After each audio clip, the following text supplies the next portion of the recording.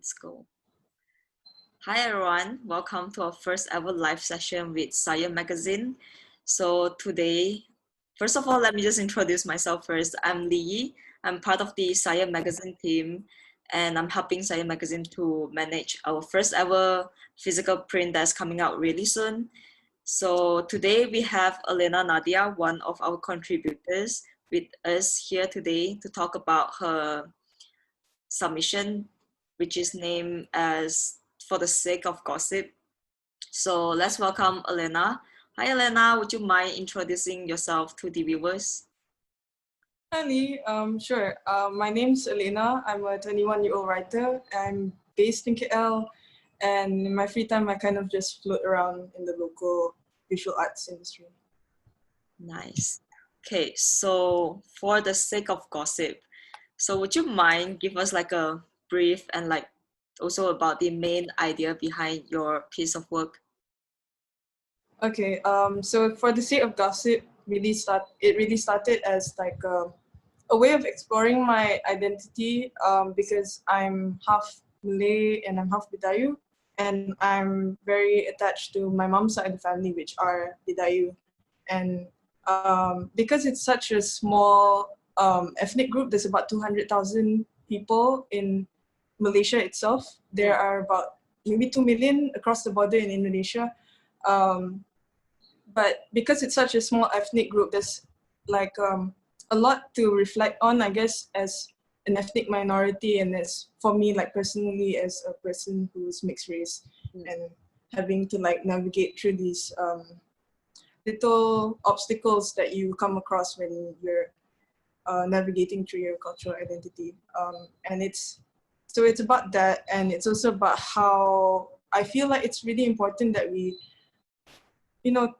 document like the stories within our own families about the traditions and about the little quirks that we have that might have been passed down from other generations, and how it's important to do these kind of things no matter how insignificant these things might be right now, because we need to pass on this knowledge to future generations.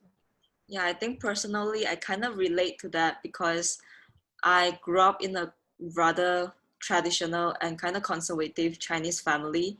So growing up, I used to think like people, especially from the same race, who speak like fluent English or adapted a more westernized lifestyle, they are cooler. And I used to think like my own culture is not that cool or like very kampong. So I Yeah. think what you wrote, and after I read it, I really think that it's nice to have someone else who think the same. And because it's really nothing is so uncool about liking and appreciating and studying about your own cultural identities. And yeah, so you say that you are very attached to your mom's side who is a Bidayuh. So was she the figure who prompted you to write this piece of work, or is there anything else that prompted you as well? Well, okay, so the starting point was my mom, because I have a very good relationship with her. I'm really lucky to have that kind of closeness with her. And so my attachment to that side of my identity, like the Bidayuh heritage part, really came from like Sunday, like weekend lunches that I would have with my mom's friends and sisters who are all based in KL. And so they would come together every Sunday to just like touch base and like, talk shit and stuff. But it was a really interesting thing to think about how these lunches became the vessel for me to learn the language, one, and to also, just explore what it means to be Bidayuh to me. Like specifically for the article itself, I had always promised my mom that I write like an autobiography of sorts for stories that she tell me about her own childhood and her past, because I feel like there's a lot to derive from it in terms of like stories of like social mobility and overcoming hardship, and I think it's stuff that is still relevant in our society. Yeah, and beyond that, like there was also this book that kind of, in a broader sense, it sparked my interest in human interest stories and like stories about cultural identity and just family history and stuff. And it's called Found in Malaysia by the Graf.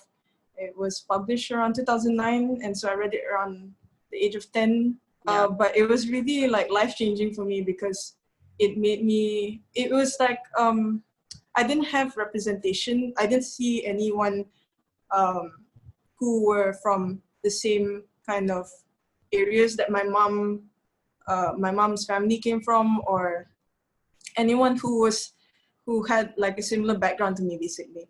And so from that book, I got to see people like Tony Yusuf, the actor from Sarawak, and his Bidayuh actually comes from the same area as my mom. I met him not so long ago, and he was pretty nice. But it was really important for me at that age to see people who like me, and also people who came from very diverse families, which I felt like I didn't really have that kind of connection to in KL, where, you know, it felt like all my friends were just, you know, this race and of this, you know, and so there was never any conversations in my childhood about you know, being mixed, and two, having families that come from like all over the place, and having this clash of cultures.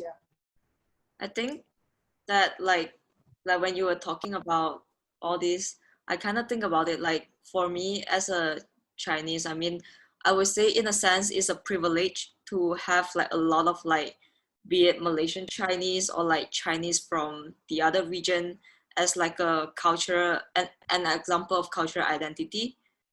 And for, especially for like Bidayuh, I think for the races from the Borneo region, most of us from our history textbook or like from media, we only know about the even more like mainstream one.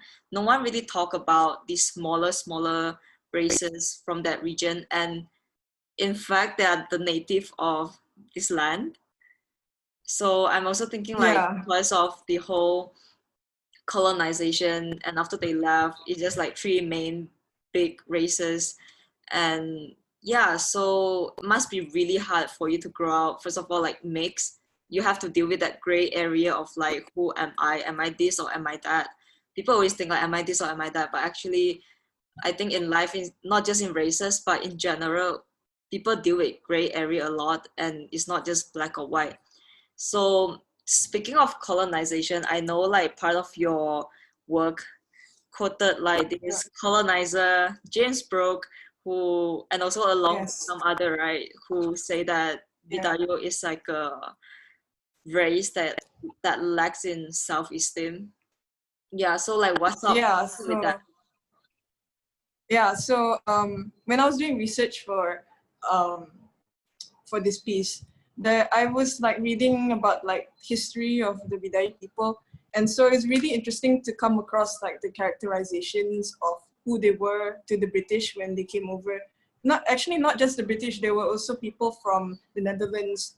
There were a lot of priests and missionaries who came over to convert the indigenous people in Sarawak to Christianity. And so, but the interesting thing is that they all had the same opinion or the same view of the Bidayuh people, which was that they were very shy, very reserved, very humble in a way. They were more passive. Even if they were angry, they were very passive aggressive. And one of my favorite descriptions of the Bidayuh people were like, they're a very depressed bunch. So, I mean, it's a very interesting thing to like think about, because obviously the audience that they're writing for are the people colonizing our society back then. So they would be writing for their benefit rather than the people, you know, of Sarawak and Sabah and, you know, so on. But also,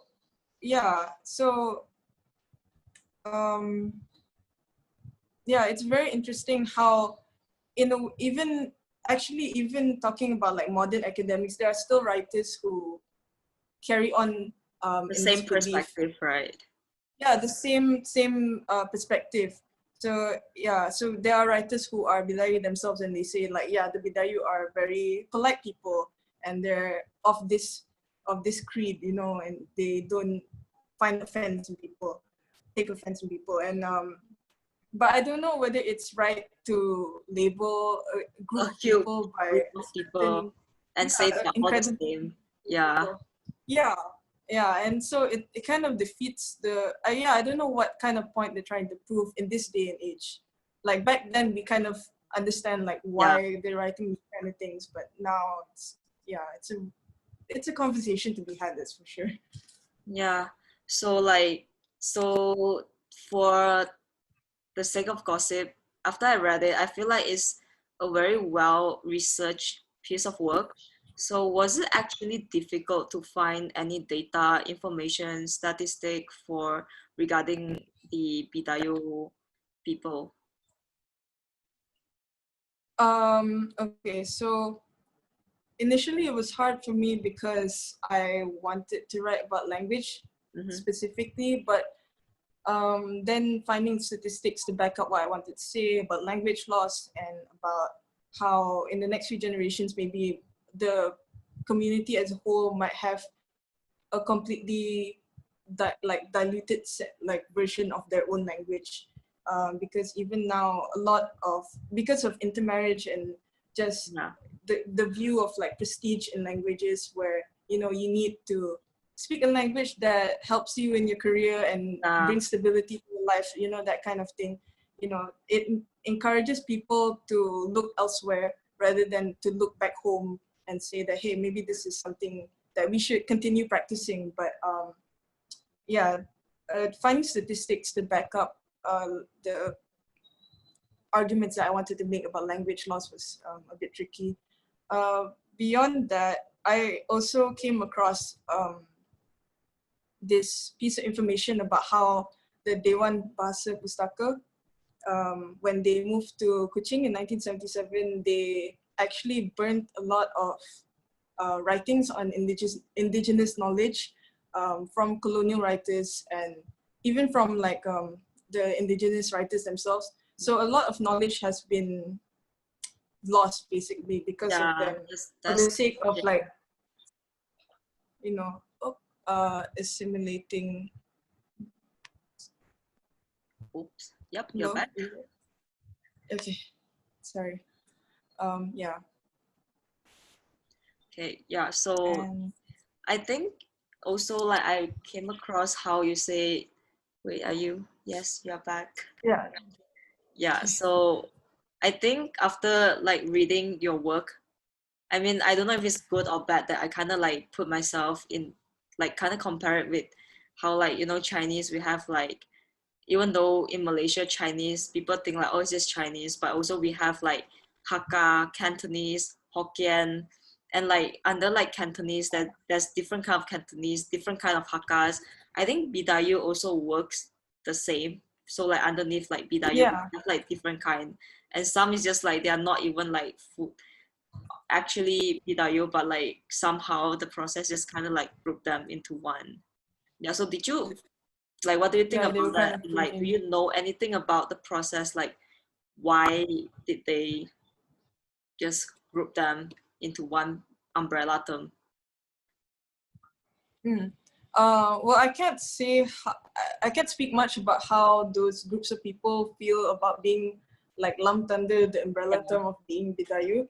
Um, so I think I should specify for the audience like who we're talking about specifically, but essentially it's there are a lot of like smaller ethnic groups or smaller tribes that were lumped together under the umbrella term of being Bidayuh by the British.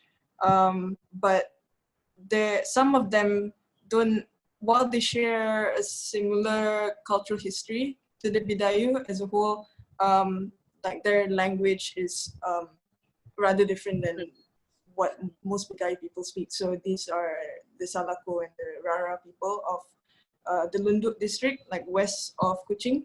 And so, yeah, the process of identifying like who the Bidayuh were as a people was actually a long process that started, I think, before the group era in 1841.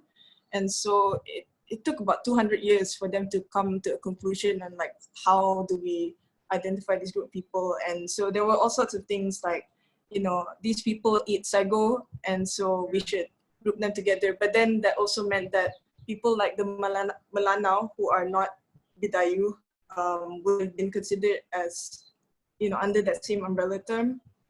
There were also stuff like cultural icons like the pango, which is like the roundhouse in the kampong. It's like an institution where, you know, just like bachelors and the head chiefs of the kampong would rest or they would entertain guests. And so they would use stuff like that to identify whether a tribe were Bidayuh or not. And I'm not sure how the Salako ended up under that term as well, but it's an interesting thing to think about as well. That's for sure. Yeah, so it seems like your research actually helped you to learn more about your identity, like your Bidayuh identity. So is there like a big change in your perception on Bidayuh, or like is there like so like comparing before and after the researchers, is there big changes?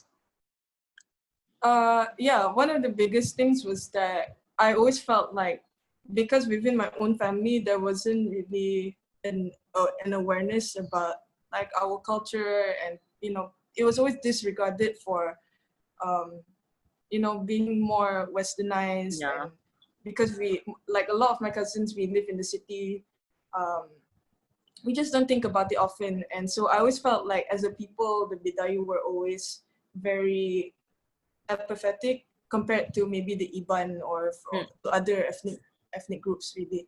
That was until when I was doing this piece. So I was researching and I was trying to find like information about what they're doing to preserve the language if there was anything.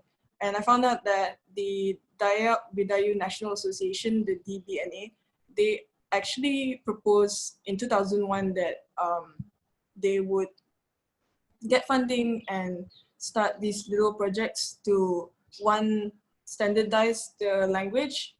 So one of the problems in the Bidai community is that we don't have a standardized language or a standardized way of speaking because of the different dialects in the different regions. Yeah. And so, yeah, that's one of the biggest problems in uniting them as a people. So the leaders of the communities kind of got together and said, like, we need to solve this. So they proposed this idea of standardizing the language and its form. But also they do a lot of work in terms of like training people and just general research about how we can preserve our culture really. And so that was a really inspiring thing to like discover that there are people who are out there trying to do these things, you know? And so it felt like, yeah, there is a community out there who are interested in these, in saving these things, you know? So for Beyond that, yeah, sorry, please continue. no, it's okay. No, beyond that, it was just like finding out the little things like what dialect my family spoke, because we didn't really know what it was until I kind of spoke to this uncle in my mom's village, and he was like, yeah, so you speak this dialect, and that kind of solved the family debate on it. Yeah. So back to my question just now. So for the DPNA, the association, are they still currently active? Yeah, so they're active. I think they're active, but they're, because of the RMCO and the pandemic right now, they are struggling to just continue their work because it's hard to gather in places now. I'm not really sure how they're coping with it, but I know that there's work being done continuously to carry on with these projects because it's still ongoing as far as I know. Yeah, that's really nice to hear. I mean, I hope it's not just like Bidayuh and also like maybe other races that we might not usually heard of. And I hope they have like association like that that help them to preserve and also research the culture. So Yeah. yeah, I think we are almost at the end of our interview, but one last questions.